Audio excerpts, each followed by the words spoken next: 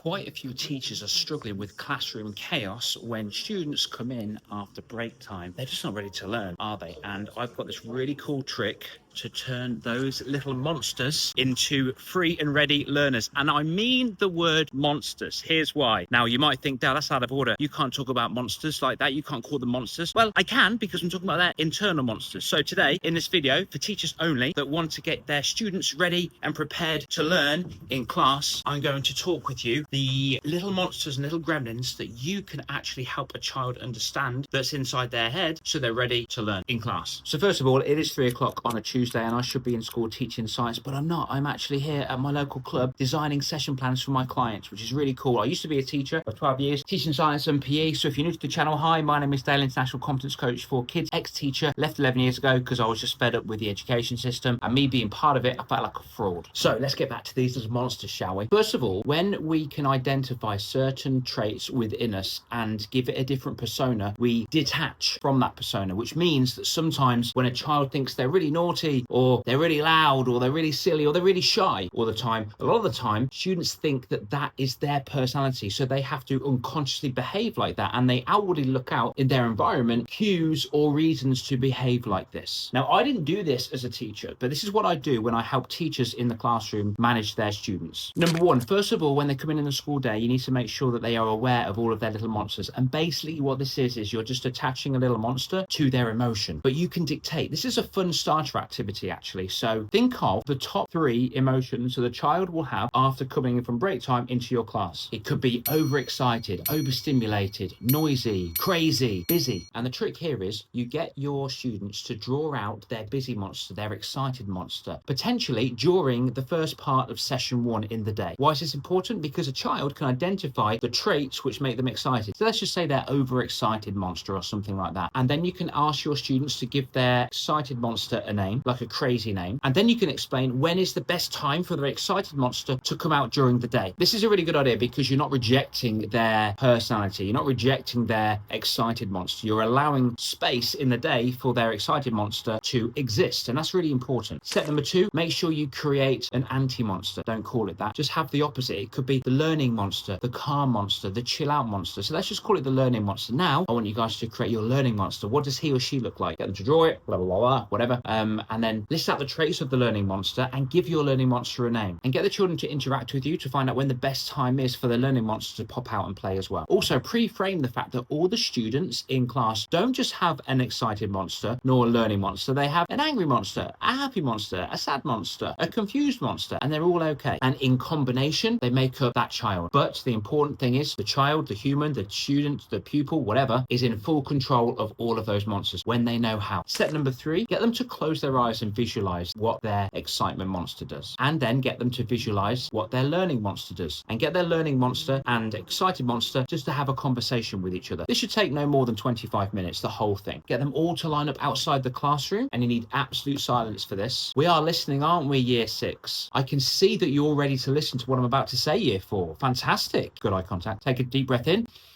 breath out.